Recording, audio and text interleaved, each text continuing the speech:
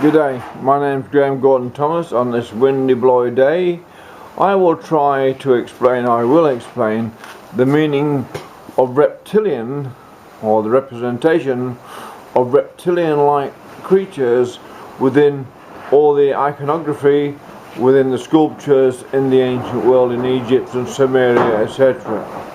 What does it mean? Especially when some people relate the reptilian to the likes of George Bush and other people who are within the power structures of such a place as America.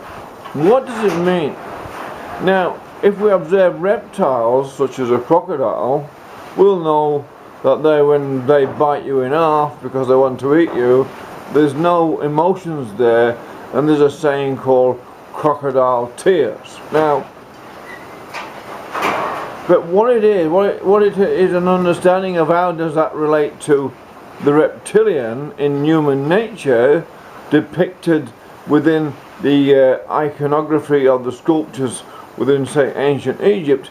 It is that observable factor within humanity itself that if it is in power long enough and it can't be harmed, it's beyond prosecution for its crimes, it then loses any emotionality towards the rest of society.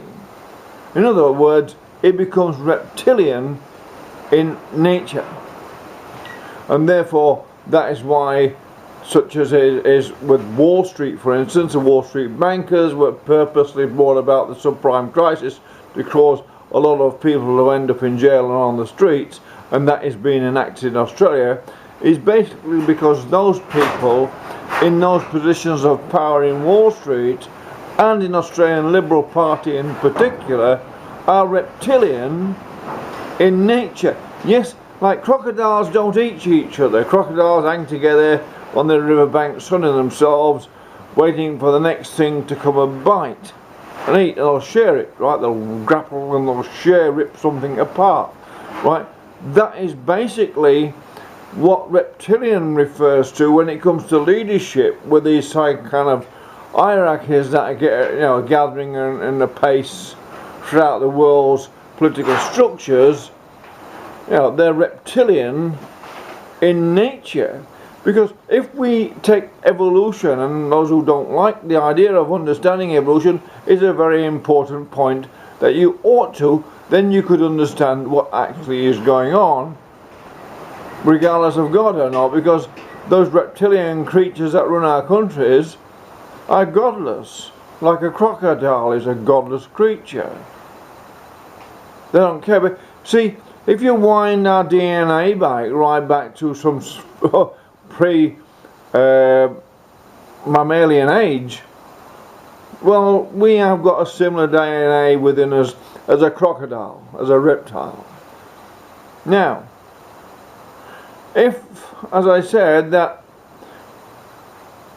they'll establish over a few generations a power structure, which means they're beyond the law, they become the law themselves, then they become reptilian in nature towards the rest of society or humanity, which then these raptors, reptilians are raptors, that then feed like parasites on the rest of humanity, and is exactly why the American system has become the way it is, with an irreproachable Wall Street banking system that are seen to be beyond prosecution. They can cause many people a great deal of suffering, and then rewarded financially with $1 million themselves.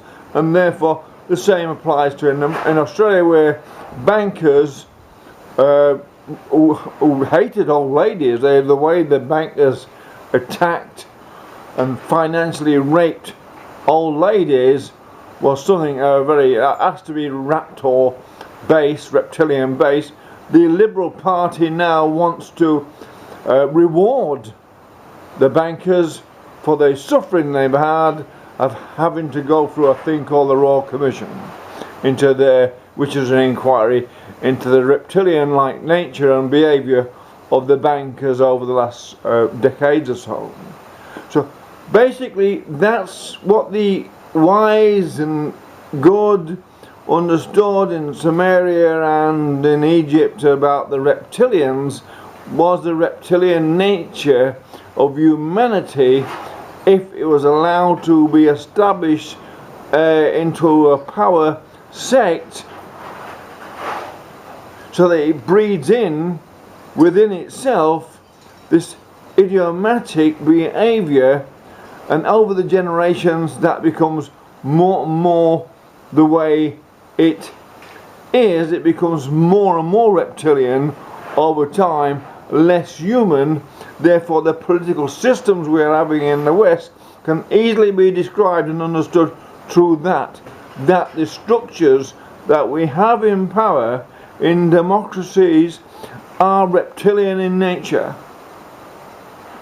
That's why they don't give a damn how much suffering they cause amongst the poor and amongst the aged, so long as them and those they are slaves to, the socialist corporate masters and monopolies, are satisfied for their hungers and thirsts and desires.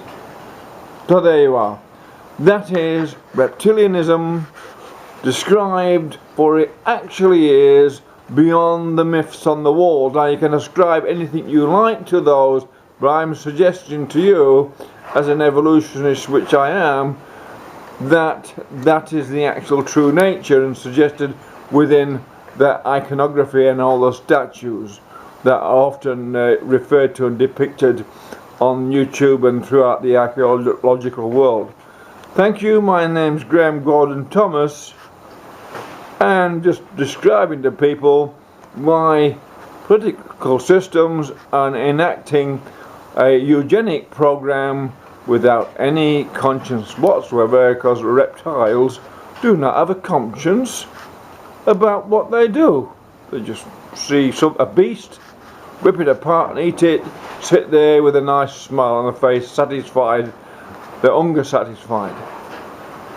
There you go. And that's just about the truth of the matter. Thank you.